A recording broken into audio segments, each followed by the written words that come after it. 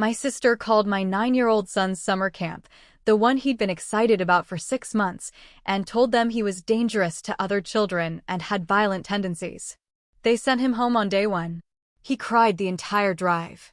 I didn't yell. I got a lawyer, requested all communications, and when they played the recording in the conference room at her attorney's office, my sister's face went pale. She started begging. But let me back up. Let me tell you how we got here, because this wasn't about camp. This was about 23 years of my sister needing to be the center of everything, needing to win, needing me to lose. And this time, she went after my child. The conference room was on the 14th floor. Floor-to-ceiling windows. My sister sat across from me with her attorney, some guy in a suit that cost more than my car payment. My attorney, Patricia Reyes, had her laptop open. The camp director was on speakerphone. My sister kept looking at me like she was waiting for me to cry, to apologize, to beg her to make this go away. I didn't blink. Patricia said, "We're ready to play the recording now." That's when my sister's face changed. Growing up, my sister Diane was the golden child. 3 years older, valedictorian, full ride to Princeton, married a neurosurgeon. I was the messy one. The one who barely graduated college, who worked retail for 2 years after, who got pregnant at 24 with a guy who left before my son was even born. Family dinners were a showcase of Diane's accomplishments and my failures. At Thanksgiving 4 years ago, my mother asked Diane about her vacation to the Maldives. Diane showed everyone photos on her phone for 20 minutes. When my mother finally turned to me and asked what I'd been up to, Diane cut in before I could answer. "Mom, didn't you say you needed help with the turkey?" My mother stood. The conversation moved on. I didn't correct them. But I went home that night and signed the contract for my second consulting client. The one that would pay me $48,000 over 6 months. At Easter 2 years ago, Diane announced she was renovating her kitchen. $16,000 appliances. She pulled up the contractor's renderings on her iPad and passed it around the table. My uncle asked me if I was still working at Target. "No," I said. "I left retail 3 years ago." "Oh, good," my aunt said. "What are you doing now?" Diane interrupted. "She does some kind of freelance thing. Online stuff." My aunt nodded sympathetically. "Well, that's something." I smiled. I had closed a $92,000 contract that morning. I didn't mention it. I called my financial advisor the next day and moved another $30,000 into my son's college fund. My sister needed me to be less than her.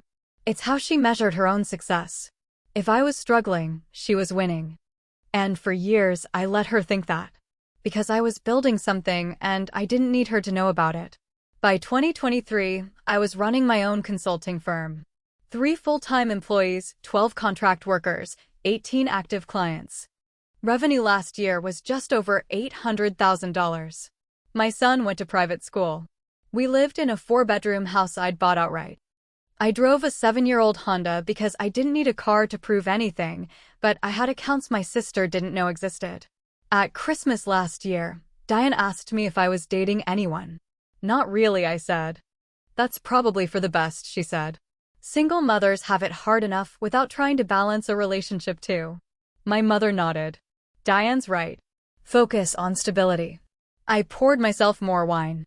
I had just signed a contract worth $214,000.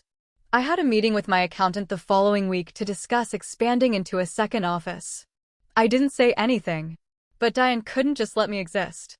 She needed to remind me that I was beneath her. The camp situation started in February.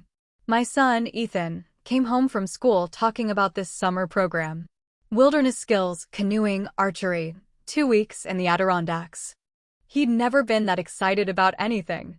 I signed him up the next day. $600 a week, non-refundable deposit. He counted down the days. He packed his bag 3 times. He asked me every morning at breakfast how many days were left. Diane called me in May. "I heard you're sending Ethan to Camp Woodland." "Yeah," I said. "He's really excited." "That's the camp where the Hendersons send their kids, right?" "I don't know. It's expensive," she said. "It's fine." "Well," she said, "I hope you didn't overextend yourself. I know things have been tight." I hadn't asked her for money in 8 years. I hadn't asked anyone for money in 8 years. But she still talked to me like I was 24 and struggling. We're fine, I said. Okay, she said. I'm just saying if you need help. I don't. There was a pause. Then she said, you don't have to be defensive. I'm trying to be supportive. I let it go. I had a client presentation that afternoon. I didn't have time to explain to my sister that I didn't need her support, her pity, or her condescension. But I should have known she wasn't going to let it go. The camp started on June 18th. I drove Ethan up on Sunday. 3-hour drive.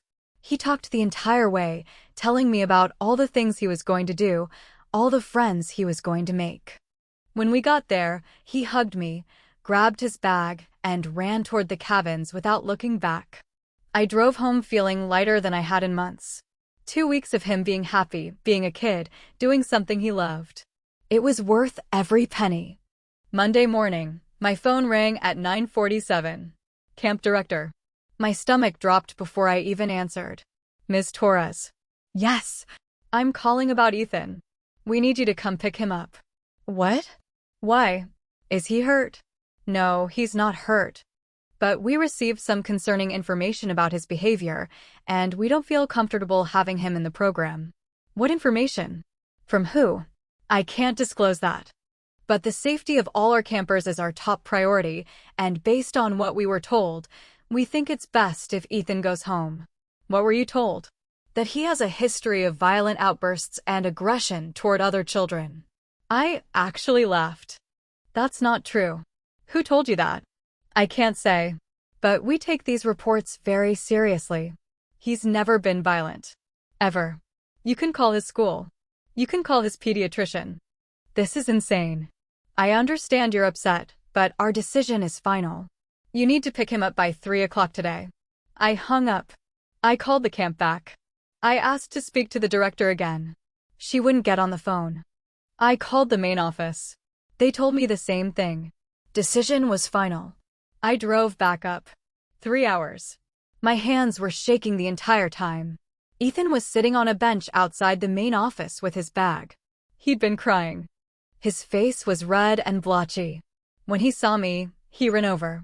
Mom, I didn't do anything. I promise. They won't tell me what I did. I held him. I know, baby. I know you didn't do anything. Can I stay? Can you tell them I didn't do anything? We're going home. He cried the entire drive. 3 hours of my 9-year-old son asking me what he did wrong, why they didn't like him, why he couldn't stay. I had no answers.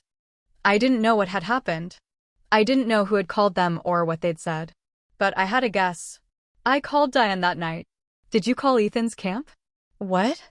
Did you call them and tell them he was dangerous? There was a pause. A long one. Then she said, I don't know what you're talking about. They kicked him out. Someone called and said he had violent tendencies. Was it you? Why would I do that? I don't know, Diane. Why would you? You're being paranoid. If you did this. I didn't do anything. Maybe they just realized he wasn't a good fit. He's 9. He's never been in a fight in his life. Well, I don't know what to tell you. I'm sure he'll be fine. She hung up. I sat in my kitchen for an hour. Ethan was in his room, still crying. I could hear him through the walls. And I knew it was her. I called Patricia the next morning. Patricia Reyes had been my attorney for 3 years. I'd hired her when I incorporated my business, and she'd handled every contract, every dispute, every filing since then. She was sharp, thorough, and she didn't waste time. I need to know if there's a way to get records from a summer camp, I said. What kind of records? Phone records. Emails. Anything showing who contacted them about my son. Why? I told her. All of it. The call, the dismissal, my sister's non-denial. Patricia was quiet for a moment. Then she said, if they removed your son based on a false report, that's actionable. Defamation, possibly. But we need proof. How do I get proof? We send them a letter.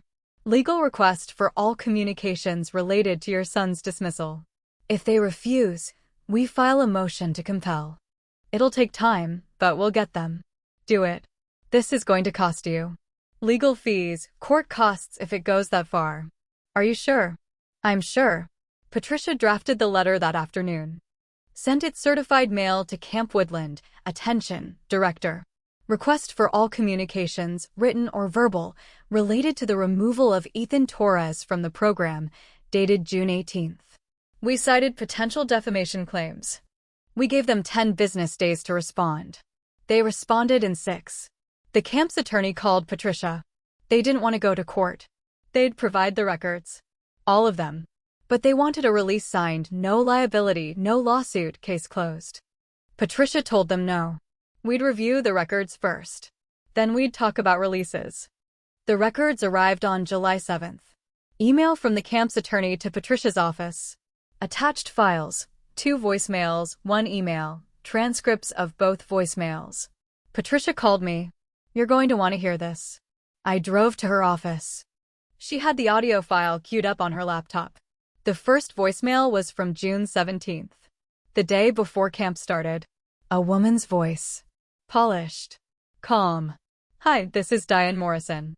I'm calling because my nephew, Ethan Torres, is enrolled in your program starting tomorrow, and I need to inform you of some safety concerns. Ethan has a history of violent outbursts, particularly toward other children. He's been in multiple physical altercations at school, and his mother has been told by school administrators that he poses a risk. She hasn't been honest with you about this, and I felt it was my responsibility to let you know before something happens. I think you should reconsider allowing him to attend. Thank you. I sat there. I couldn't breathe. Patricia played the second voicemail. Same day. 2 hours later. Same voice. Less calm. Hi, this is Diane Morrison again. I wanted to follow up on my earlier message about Ethan Torres. I spoke with his mother, and she's in denial about his behavior. She's not going to be honest with you. But I have first-hand knowledge of incidents where he's hurt other children, and I really think you need to take this seriously. If something happens at your camp and you are warned, that's a liability issue. I'm just trying to protect everyone involved. Please call me back if you need more information. Patricia stopped the playback. She looked at me. She called twice, I said. Twice. Same day. And she gave them her full name both times. She lied. Everything she said was a lie. I know. Ethan has never been in a fight. His school records are spotless. He's never even had a detention. I know. What do we do? Patricia leaned back in her chair. We have a few options. We can sue her for defamation. We can sue the camp for acting on unverified information. We can do both. Or, we can invite her to a meeting. Play her the recording. See if she wants to settle this before it becomes a lawsuit. She's not going to settle. She doesn't think she did anything wrong. Then we'll sue. But I'd like to give her the chance to make this right. For your son's sake, if nothing else. I thought about Ethan. Still asking me every few days why the camp didn't want him. Still blaming himself. Set up the meeting, I said. Patricia sent an email to Diane that afternoon. Professional. Cordial. Requested her presence at a meeting to discuss the incident at Camp Woodland. Suggested she bring her attorney. Diane responded within an hour. She didn't need an attorney. She'd be happy to clear up any misunderstanding. The meeting was scheduled for July 14th. Patricia's office. 2 p.m. I didn't tell Diane I'd be there. July 14th. I wore a navy suit. Patricia met me in the lobby of her building at 1:45. You ready? She asked. Yes. She's going to deny it. She's going to say it wasn't her, or that she was misinformed, or that she was trying to help. I know. Don't lose your temper. Let me handle it. Okay. We rode the elevator to the 14th floor. Patricia's office was at the end of the hall. Conference room with windows overlooking the city. Long table. 6 chairs. Diane was already there when we walked in. She was alone. No attorney. She wore a cream-colored dress and heels. Her hair was perfect. She smiled when she saw Patricia, then froze when she saw me. What are you doing here? I'm Patricia's client, I said. Diane looked at Patricia. I thought this was about the camp. It is, Patricia said. Please sit. Diane sat. I sat across from her. Patricia sat at the head of the table and opened her laptop. Thank you for coming, Patricia said. We've requested this meeting to discuss communications made to Camp Woodland regarding Ethan Torres. Diane folded her hands on the table. I already told my sister I don't know anything about that. You told her you didn't call the camp? I didn't. Patricia nodded. She turned her laptop toward Diane. We obtained records from the camp. 2 voicemails. Both from you. Would you like to hear them? Diane's smile faltered. Just slightly. I don't know what you're talking about. Patricia pressed play. Diane's voice filled the room. Calm. Clear. Unmistakable. Hi, this is Diane Morrison. I'm calling because my nephew, Ethan Torres, is enrolled in your program starting tomorrow, and I need to inform you of some safety concerns. I watched my sister's face. The color started to drain. She glanced at me, then back at Patricia. Patricia let the first voicemail play all the way through. Then she played the second one. When it finished, the room was silent. Diane cleared her throat. I was concerned. I thought. You thought what? I said. She looked at me. I thought you were making a mistake. Sending him to a camp like that when he has issues. What issues? You know what I mean. No. I don't. Say it. Diane's hands tightened on the table. He's been difficult. You've told me that. I've never said that. You have. You've talked about how hard it's been, raising him alone. That's not the same as saying he's violent. I was trying to protect him. And the other kids. From what? Diane didn't answer. Patricia leaned forward. Ms. Morrison, you made specific claims in those voicemails. You said Ethan had a history of violent outbursts. You said he'd been in multiple physical altercations at school. You said school administrators had told his mother he posed a risk. Are any of those statements true? Are they true? I thought. Ms. Morrison, I need a yes or no answer. Did Ethan Torres have a history of violent outbursts? Diane looked at the table. No. Had he been in multiple physical altercations at school? No. Had school administrators told his mother that he posed a risk to other children? No. So you lied. Diane's voice came out tight. Higher than normal. I was trying to help. Help who? I said. You. I was trying to help you. By getting my son kicked out of camp? By making him think there's something wrong with him. I didn't think they'd actually kick him out. I thought they'd just monitor him. Keep an eye on him. Why would they need to keep an eye on him? Diane looked at me. Really looked at me. And I saw it. The same look she'd had at every family dinner, every holiday, every phone call. The look that said I was less than her. That I needed her guidance. Her supervision. Because you don't always make the best decisions, she said. What? You don't. You never have. And someone needs to look out for Ethan when you're not. When I'm not what? When you're not paying attention. I felt my hands start to shake. I put them in my lap. Patricia's voice was calm. Ms. Morrison, your sister is a single mother who works full-time and provides for her son. What makes you think she's not paying attention? I didn't mean it like that. How did you mean it? Diane looked at Patricia, then at me. She's always been irresponsible. Our whole lives. And now she's raising a child, and I worry. About what? About whether she's equipped to handle it. The room went quiet again. I thought about all the years I'd spent listening to her. Nodding. Letting her think she was right. Letting her think I needed her. Diane, I said. Do you know what I do for a living? She blinked. You do consulting or something. I run a consulting firm. I have 15 employees. Last year, my company brought in $800,000 in revenue. Her mouth opened slightly. I own my house. Paid in full. I have $730,000 in investment accounts. I have $65,000 in Ethan's college fund. I don't have debt. I don't have a mortgage. I don't need your help, your advice, or your concern. Diane stared at me. And Ethan, I continued, is a straight-A student. He's never been in trouble at school. Not once. His teachers love him. His friends' parents ask if he can come over for playdates. He's kind, he's smart, and he's happy.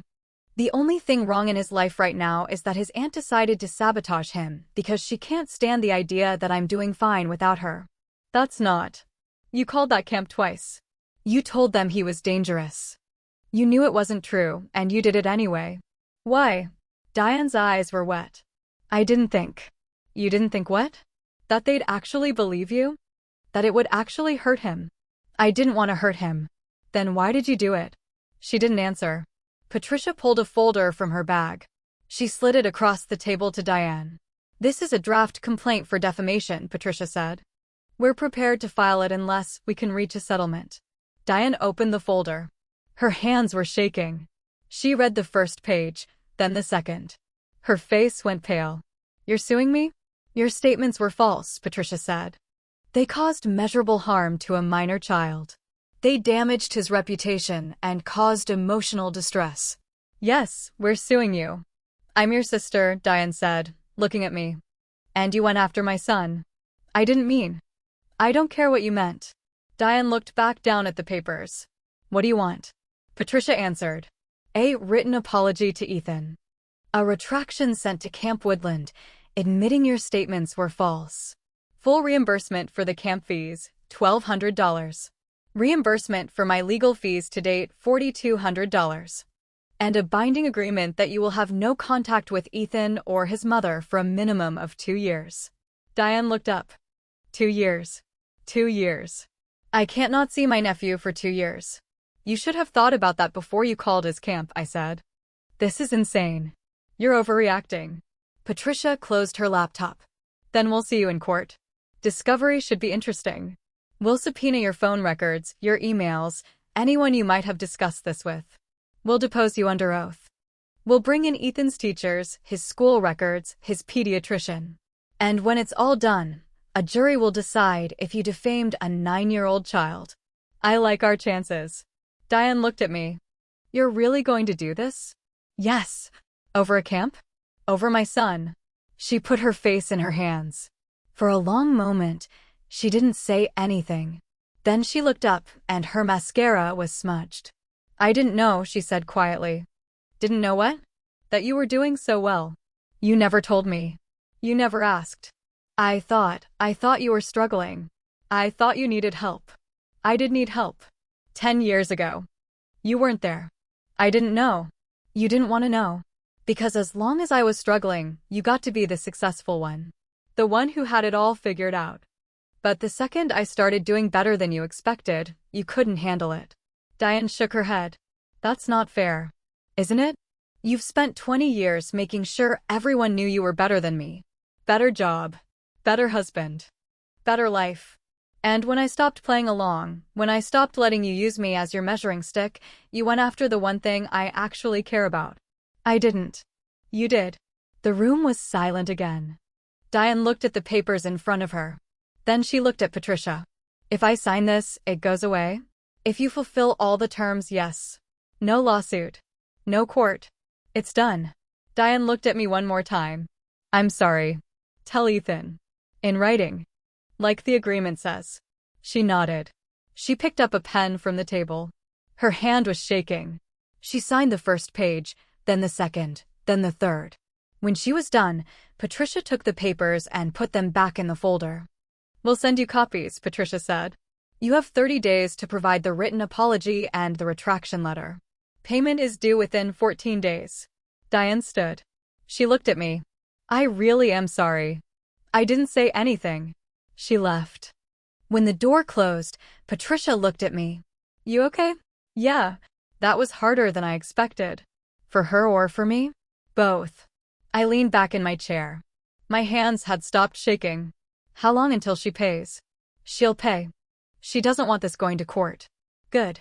Patricia smiled. You did well. I didn't do anything. You did all the work. You showed up. That's the hard part. I drove home that afternoon. Ethan was at a friend's house. I picked him up at 5. He was happy, laughing, talking about the video game they'd played. He didn't ask about camp. 2 weeks later, Patricia called. Diane had sent the payment. All of it. $5,400 deposited into my account. The retraction letter arrived 3 days after that. Sent to Camp Woodland, copied to Patricia's office. Formal. Apologetic. Admitting that her statements were false and made without basis. The apology letter to Ethan came a week later. Handwritten. 2 pages. I read it first. It was careful. Measured. She didn't make excuses, but she didn't really explain either. She said she was sorry. She said she hoped he could forgive her someday. I gave it to Ethan that night after dinner. He read it at the kitchen table. When he finished, he looked up at me. Why did she say those things? I don't know, baby. Is she going to say them again? No. She's not allowed to talk to us for a while. He nodded. He folded the letter and put it on the table. Okay. Are you okay? Yeah. He went back to his room. I stayed at the table, looking at the letter. I didn't feel triumphant. I didn't feel vindicated. I just felt tired. Camp Woodlands sent a letter a month later, apologizing for the misunderstanding, offering Ethan a spot in next summer's program, free of charge. I asked Ethan if he wanted to go. He said no. He wanted to try something different. We found a different camp. Smaller. Closer to home. He went for 1 week in August. He loved it. Diane kept her distance. No calls. No texts. No surprise visits. My mother called once, asking what had happened between us. I told her to ask Diane. She didn't call back. At Thanksgiving, my mother invited me and Ethan to dinner. I asked if Diane would be there. My mother said yes. I said we'd pass. We had Thanksgiving at home. Just the two of us. Ethan helped me make stuffing. We watched movies. It was quiet. My business kept growing. I hired 2 more employees in September. Opened the second office in October. By the end of the year, we were on track to break $1 million in revenue. Ethan started 5th grade. He made the honor roll. He joined the robotics club. He asked for a dog. I said maybe. I saw Diane once at a coffee shop near my office. January. She was with a friend, sitting by the window. She saw me. I saw her. Neither of us said anything. I paid for my coffee and left. I don't hate my sister. I don't think about her enough to hate her. But I don't need her anymore. I don't need her approval, her advice, or her version of who I'm supposed to be. Ethan asked me last week if Aunt Diane was coming to his birthday party in March. I said no. He said okay and went back to building his Lego set. He didn't ask why. He didn't seem to care. I think about that meeting sometimes. The look on her face when Patricia played the recording.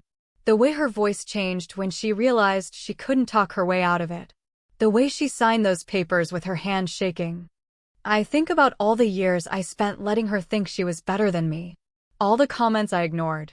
All the times I smiled and stayed quiet while she tore me down in front of our family. I don't regret staying quiet. I was building something. I needed that time. I needed to get to a place where I didn't need anyone's permission to succeed. But I also don't regret the lawsuit. I don't regret the meeting. I don't regret making her face what she did. Because at the end of the day, she didn't go after me. She went after my son. And that's the line. That's the place where silence stops being strategic and starts being complicit.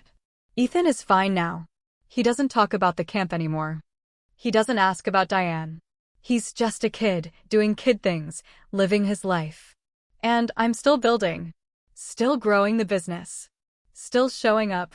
Still proving every single day that I don't need anyone to save me, because I already saved myself. So, did I go too far? Or not far enough?